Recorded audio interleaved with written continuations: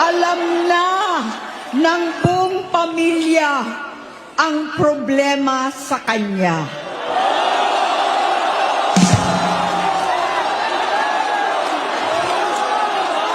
Sa totoo lang, mababasa naman ng lahat ang mga testimonya ng aking ama patungkol sa kanyang ugali at gawain.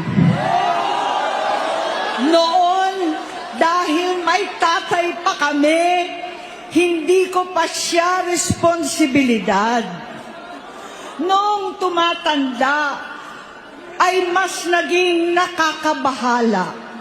Batid ko na nagda-drug siya.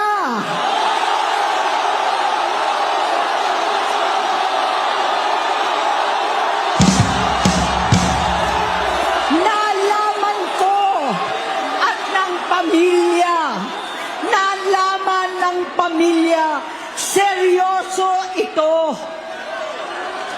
Minsan, kami ng Presidential Guard at Metro Gompa ang naglilinis tuwing nagpa-party po sila.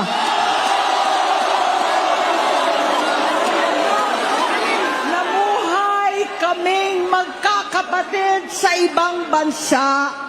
Kami-kami lang.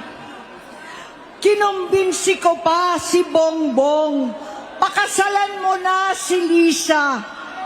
Naisip ko noon, kapag nag-asawa siya, malalagay na sa tahimik at magkakaroon ng direksyon. Ang laki ng pagkakamali ko.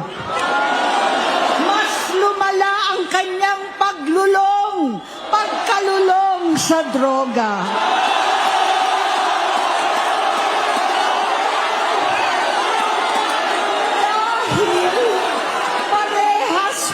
Silang mag-asawa.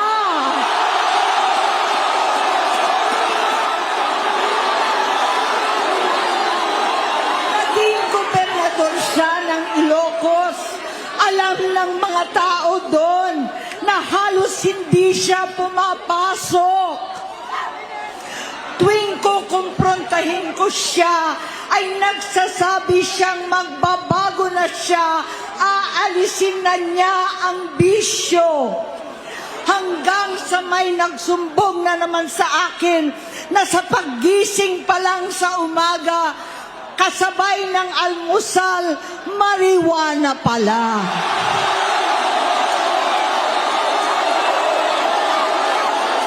Maghapon sila. Lahat sila nagiinuman at gumagamit ng cocaine. Kasama ng asawa at barkada.